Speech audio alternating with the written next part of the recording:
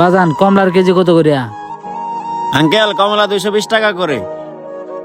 আচ্ছা বাজান আপেল কত করিয়া? আঙ্কেল আপেল 250 টাকা করে রাখা যাবে আপনার জন্য।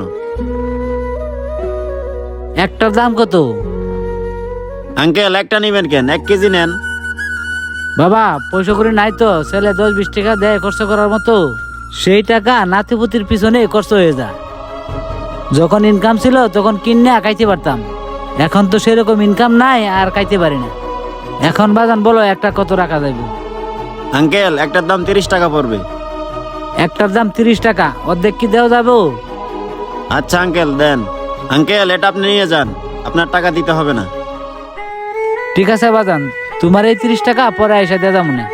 কি বলেন আঙ্কেল, এই ফলটা আমি আপনাকে এমনিতে দিলাম, আপনার টাকা দেওয়া লাগবে না, আপনি এখন যান। ঠিক আছে বাজান, তাহলে আমি যাই।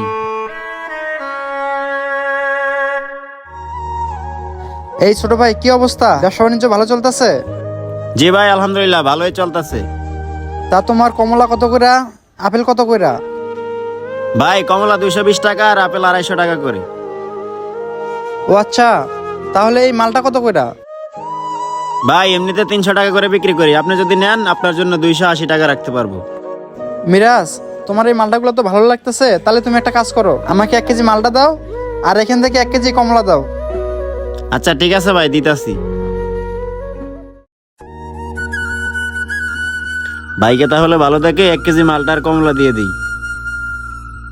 এখান থেকে ভালো থেকে কয়েকটা কমলা উঠাই। চাচার মনে হয় আজকে মনের আশাটা পূর্ণ হবে, কারণ জীবন ভাই তো বাসার জন্য ফল নিয়ে যাইতেছে। ভাই দিনকাল তাহলে ভালোই যাইতেছে? জি ভাই, দিনকাল আলহামদুলিল্লাহ ভালোই যাইতেছে। ভাই এই ফলগুলো নিয়ে কই যাবেন, বাসায় যাবেন নাকি?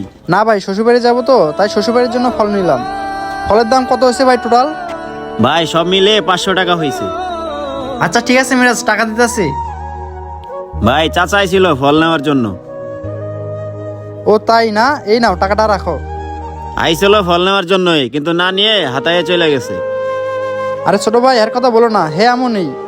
হে মাছ বাজারে গেলে মাছ হাতাইবো, মার্কেটে গেলে কাপড় হাতাইবো, এই যে তোমার দোকানে এসে ফল হাতায় গেছে।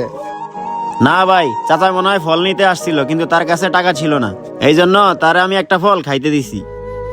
ও আচ্ছা, তাহলে তুমি একটা কমলার টাকার জন্য আমাকে এই কথাগুলো শোনাইলা? না না ভাই দাম চাইতেছি না। তাহলে তুমি কি বলতে চাইতেছো? ভাই খালি শ্বশুর বাড়ির জন্য ফল কিনে নিয়ে যাইয়েন না, মাঝে মধ্যে বাসায়ও কিছু ফল কিনে নিয়ে যাইয়েন। চাচার মনে হয় ফল খাইতে ইচ্ছা করছিল। আমার তো ব্যবসা ভাই, তার জন্য চাচাকে বেশি কিছু দিতে পারিনি। এখন যেমন শ্বশুরের জন্য ফল নিয়ে যাইতেছেন, তেমন বাসার জন্য ফল নিয়ে যাইয়েন, দেখবেন চাচা দেখে অনেক খুশি হবে। ছোটবেলায় যেমন চাচা আপনাকে অনেক যত্ন করে বড় করছে, তেমনি আপনিও সেরকম ভাবে চাচার খেজমত করবেন। আমি যে ফল বিক্রি করার জন্য আপনাকে কথা বলতেছি তা না ভাই, ফল নিবেন বা এক একদিন অন্য কিছু নিবেন, একদিন মিষ্টি নিয়ে যাবেন, মাঝে মধ্যে যে কোনো কিছু একটা নিয়ে যাইয়েন। আমিও আমার বাবা মার জন্য মাঝে মধ্যে ফল নিয়ে যাই। আমার মনে হয় চাচা বাইরের খাবার খুব পছন্দ করে। ছোট থাকতে যেমন আপনি যাই বলতেন তাই নিয়ে যাইতো, তেমনি মনে করে আপনি আপনার বাবার জন্য মাঝে মধ্যে কোনো একটা কিছু নিয়ে যায়, তাহলে দেখবেন আপনার বাবা মা দুইজনেই খুশি হবে। আসলে মিরাজ, ছোট ভাই তুমি এতক্ষণ যা যা বলছো, আসলে আমি এগুলো তোমার মতো করে কখনো ভেবে দেখিনি। আসলে আমার বাবা মারা তো আমরা যখন ছোট ছিলাম আমাদের জন্য ফল নিয়ে গেছে, আরো অনেক কিছুই নিয়ে গেছে। তুমি একটা কাজ করো, তুমি আমাকে এখন যা যা দিচ্ছ না আবার তাই তাই দাও। আচ্ছা ঠিক আছে ভাই তাহলে দিতাছি। বন্ধুরা, আমাদের দেশে এমন হাজারো বাবা আছে, তাদের ভালো কিছু খেতে মন চাওয়ার পরও তারা তার ছেলেকে কখনো মুখ ফুটে বলতে পারে না। এই জন্য আমাদের উচিত বাবা মার দিকে সবসময় খেয়াল রাখা, কারণ বাবা মা এমন এক সম্পদ, হারিয়ে গেলে আর কখনোই ফিরে আসবেন। ধন্যবাদ সবাইকে, সবাই ভালো থাকবেন, দেখা হবে নতুন কোনো ভিডিওতে। আল্লাহ হাফেজ।